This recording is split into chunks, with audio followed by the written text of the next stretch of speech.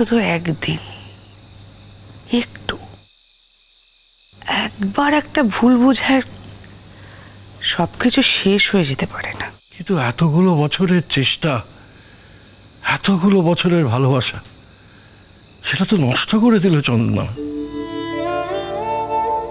এতগুলো বছরের গায়ে কলঙ্কের দাগ লাগিয়ে দিল। সেটা কি তুমি মনে করো না? তাহলে আমার কি করণীয় বলো এখন?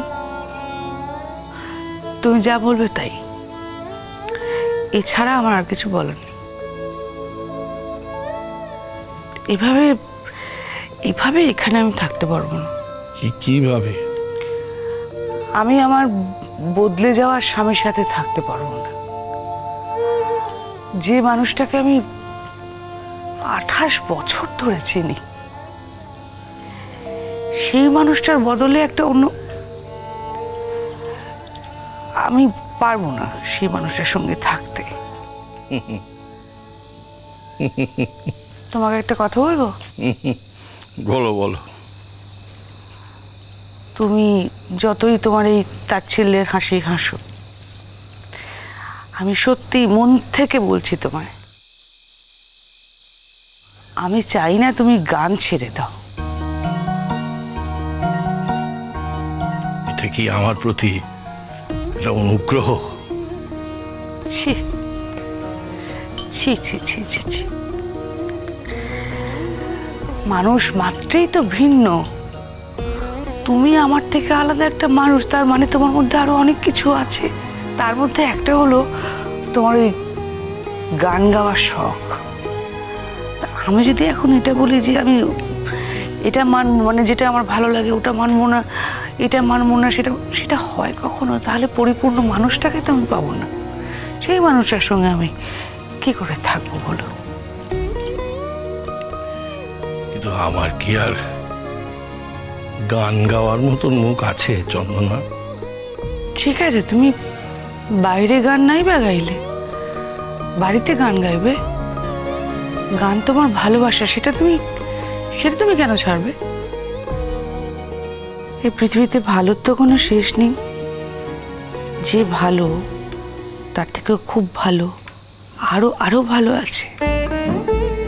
ভালোর তো কোনো শেষ নেই, দরকার নেই তোমার। তুমি যেমন আছো তেমন থাকো, কিন্তু কথা দাও তুমি আবার সেই আগের মতো আমার স্বামী থাকবে, নিজেকে বদলে ফেলবে না। মন তো কোনো অঙ্গুলি শাসন মানে না চন্দনা। আমি জানি না আমি কতদিনে এই আঘাতকে ভুলতে পারবো।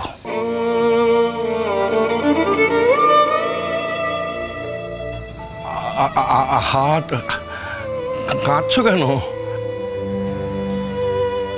কান্নাকাটি নয়, তুমি তো জানো আমি কান্নাকাটি সহ্য করতে পারি না। তাহলে যবে তুমি পুরোপুরি ফিরবে আমার কাছে, সেদিন আমাকে বাপের বাড়ি থেকে নিয়ে আসবে। তার আগে না, কালকে পাঠিয়ে দিও আমাকে বাপের বাড়িতে। তুমি বাপের বাড়ি যাবে সেই অনুমতি দেওয়ার আমি তো একা লোক নই। তোমাকে বড়দার অনুমতি নিতে হবে, বড় বৌদির অনুমতি নিতে হবে। দরকার হলে সে তো নেবই,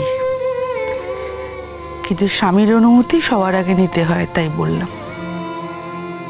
তোমার স্বামী যে তোমাকে এই অনুমতি কোনোদিন প্রাণে ধরে দিতে পারবে না, সেটা তুমি জানো না? আর আমার স্বামীটাই বদলে যাবে, সেই মানুষটাই থাকবে না। এটা আমায় জানতে হবে, এটা আমায় বুঝতে হবে। ইচ্ছে করে তো আর বদলায়নি চন্দনা। দেখো, আমি হাত জোর করে তোমাকে বলছি, তুমি কোনোদিন বদলে যেও না। আমি কথা দিচ্ছি। দেখো দেখো, আমি গান বলছি, আমি তোমাকে কোনোদিন আঘাত দিয়ে কথা বলবো না, কোনোদিন না।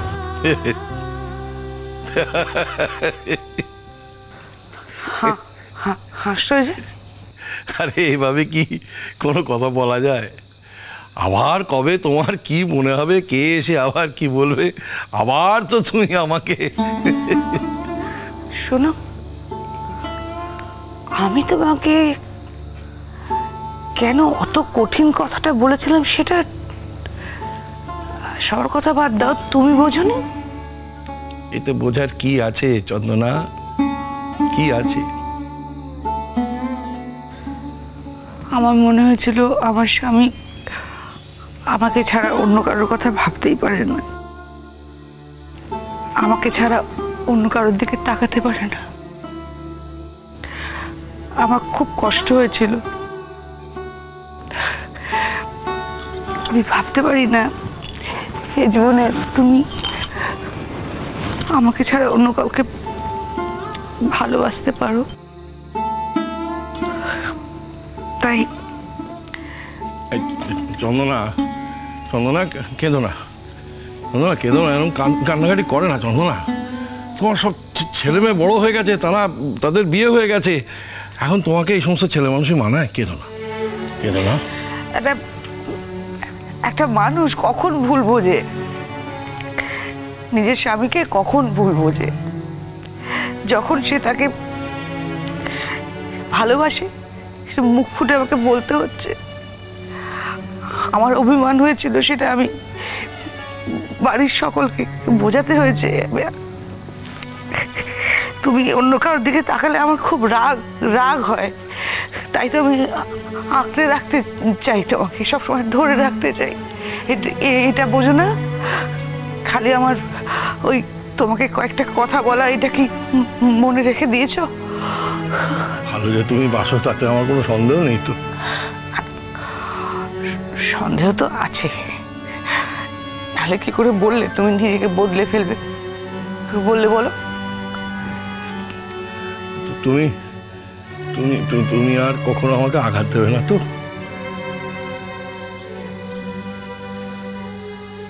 মানে কখনো মনে হবে না যে আমি অন্য মহিলার প্রতি আসক্ত? না, এই জীবন যদি থাকে তাহলে মনে হবে না। আমার এই কাজল কালো চোখ, পান পাতা গড়নের মুখ, এই তো আমার কাছে স্বর্গ গো। আমি কি তোমাকে শুধু রূপে দেখি? তোমার মনটা যে বড় সুন্দর সেইটা আমি দেখি। সেইটা ফেলে আমি বাইরে তাকাবো? আমার না আছে তেমন ইচ্ছা, না আছে তেমন সময়। আমি দাদা বৌদি ভাইপো ভাইজি এদের নিয়ে তো সুখে আছি, আর আমি এ ছাড়া অন্য কোনো দিকে তাকাবো এই কথাটা ভাবলে কি করে? যখন ভেবে ফেলেছি আর কি করা যাবে, বলছি তো আর ভাববো না। বেশ, অনেক রাত হয়েছে, শোয়ার ব্যবস্থা কি হবে? 28 বছর, 28 বছর আমরা যেমন ছিলাম তেমনই থাকবো। এই মাঝখানের একটা দিন আমরা কেউ মনে রাখবো না, একটা দিন ভুলে যাই। যাক, তাহলে এই খাটেই আমার শোয়ার ব্যবস্থা। আর কি করছো এখনো? রাগো না, বড় কষ্ট পেয়েছি। সন্ন্যাস নেব, হিমালয়ে চলে যাব, কত কিছু গৃহত্যাগ। তুমি যেখানেই যেতে আমি না হির হির করে টেনে নিয়ে চলে আসতাম।